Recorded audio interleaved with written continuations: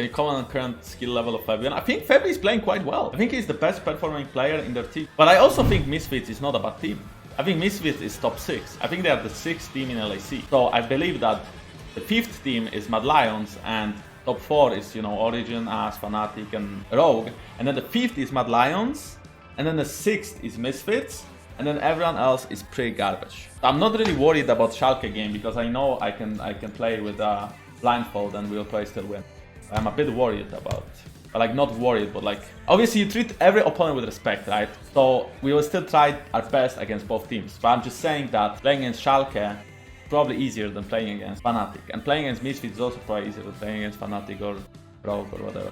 Respect, KK. Hey, not KW. You always respect your opponents. Doesn't matter if they are not... I mean, you can trash talk them, right? I can say that they are garbage, but I will still respect them and I will still try my best when I play against them. It's obviously, like, inside, you feel different playing against super good teams and playing against, like, mediocre teams. Because, you know, obviously, like, when you play against Fnatic, you want to really show your peak, you know? You want to really show that you are, like, the boss.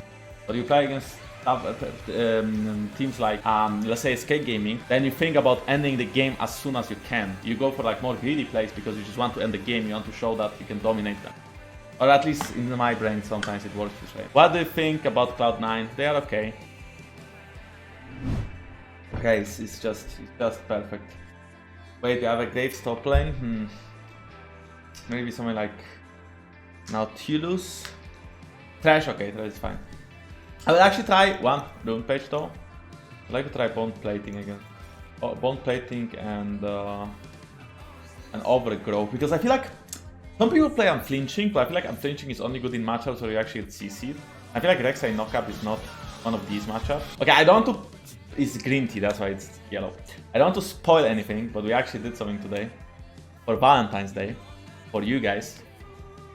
And I can't spoil the video that we made, but I think it's very cringe, but very funny, so you might enjoy it. Do you think Diamond players can learn a lot from Challenger coaching? I think so. Probably mainly decision making, right? Hey Jankos, saw you on the weekend at LEC. When is the Trundle coming out? Well, Sejuani will be meta now. Marshall. So, if Sejuani is meta, Trundle could also be meta. But you don't pick Trundle against a lot of dash champions. If you do pick Trundle, you have to make sure that they have some kind of front line. Could be Nautilus, could be Leona, could be Sejuani. Basically, let's say they have Sejuani and Nautilus, or Sejuani and Leona. Then Trundle has like a huge purpose, because not only you are there to ult one of them, like let's say ult Leona when she procs W and Aftershock, or ult Nautilus when he procs Aftershock and goes in, but also to ult Sejuani and to be strong against Sejuani. The only issue I see with that is weak early game. Trundle back in the day had a very powerful early game, and the fact that both crabs were spawning at the same time made you basically do like a red buff into blue buff into double crab. You were level 3, you were stronger than Sejuani, blah blah blah. Now crabs are not spawning early, and Trundle has a lot of issues clearing camps that, well, basically camps that are, you know, full of minions, right? Raptors, cracks. Not fun to smack them for 20 seconds. So, I believe that maybe Trundle will find his place in the meta, but I'm not sure yet. He for sure is not super strong right now. Could be maybe playable. Not sure if they saw me, but it seems like it did. We can't really gank this lane, but we can't really gank any other lane, so...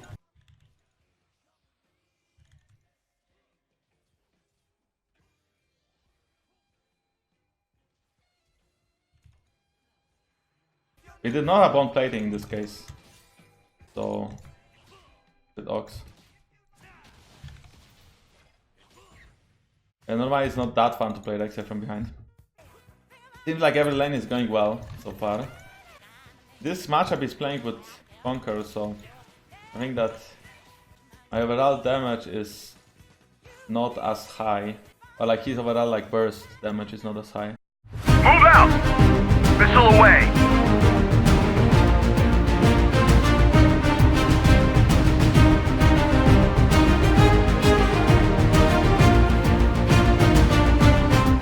this game, the only issue. Okay, so first of all, they are pretty good scaling with all the champs. Only Rek'Sai has a bad scaling, but Sona, Senna, Ezreal, Mundo all have like really good scaling. And we are pretty much full AD, except for Orianna. So I think scaling part in this game is hard. We can't really say that it's won yet, because it's not. Definitely not. Well, I did not take the lantern. Probably needless to mention that. Nope. I almost have warrior, so I think I farm now until warrior, and then after warrior we can do stuff. I think that I should look to give blue buff to Orianna, because when Orianna gets a blue buff, she can like perma show meta. I really don't know what is Rek'Sai doing. That Q was pretty cringe. Slash. He should die, but he has stopper actually.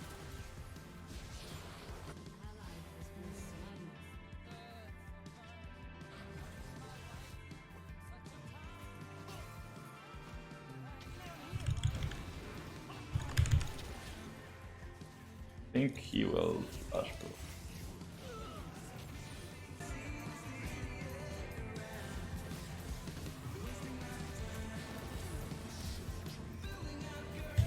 Oh my god, I'm like choking so hard.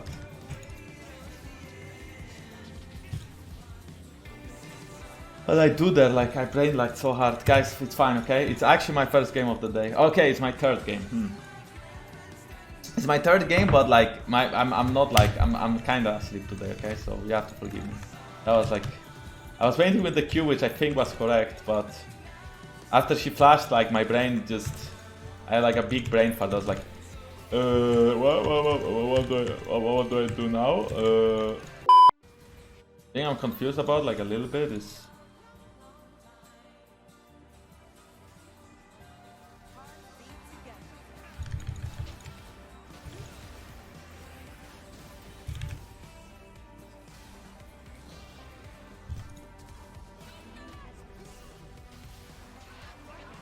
I can chase Sona if she stays. Okay.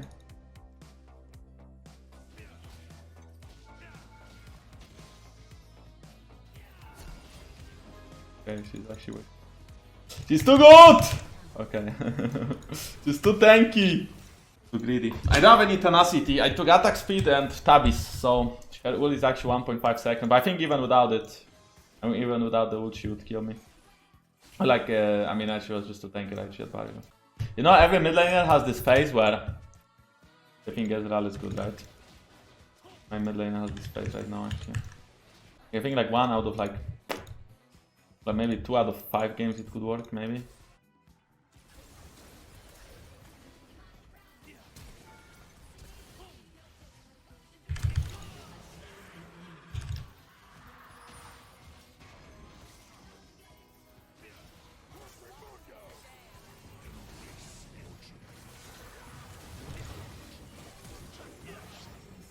Well, I'm dead.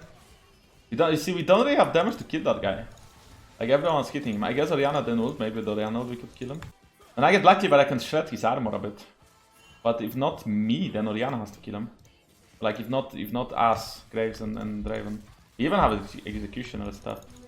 I mean, I think Mundo is not like a huge problem when you get a lot of items on AD carry. For example, if we get like 3 items on Draven. And I think it should be fairly easy to kill him. But right now, I mean, he has 3 armor items, right? And he's still level 11. So he just got his 2nd level ult, so I think, yeah. But I guess if we get Herald, we could look for a mid tower. I also have Black Hero now. For example, I don't think Graves has any damage right now. He's more on Draven. Unless, you know, they try to kill Sona. Sona is so broken. I mean, her items are like so big.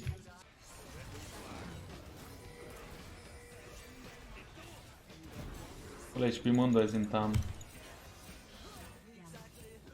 Okay, so now we threw, you see, that was the point of like being careful. But I guess we got mid tower at least. But yeah, as long as we fight for Drake, we get a bit of a power spike. But I actually don't know how do we deal with Mundo right now. Like, Mundo is so OP. I think we have to kill everyone. Except for Mundo.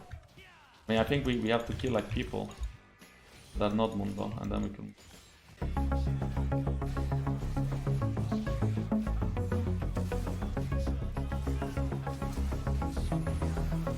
Okay.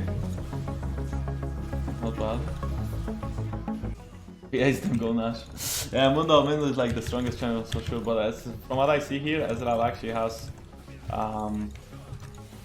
Affinity Force. So for example, Ezreal right now actually does damage as well.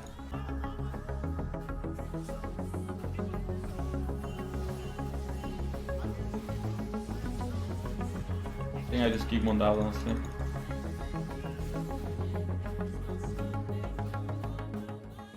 But I actually can't imagine them winning fights if we played well.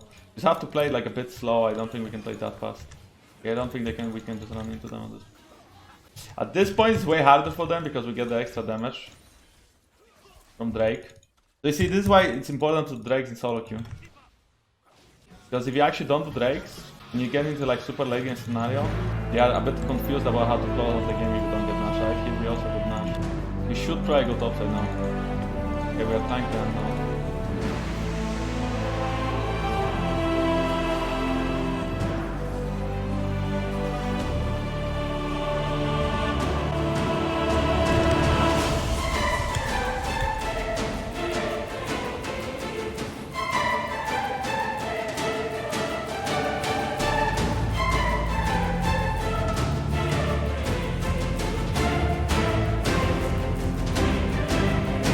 GG! Now, if you shoot... Okay, so I will explain what was my thought process behind shooting Q like that, right? If I quit Mundo, and they don't expect it, there's like two plays you can do, right?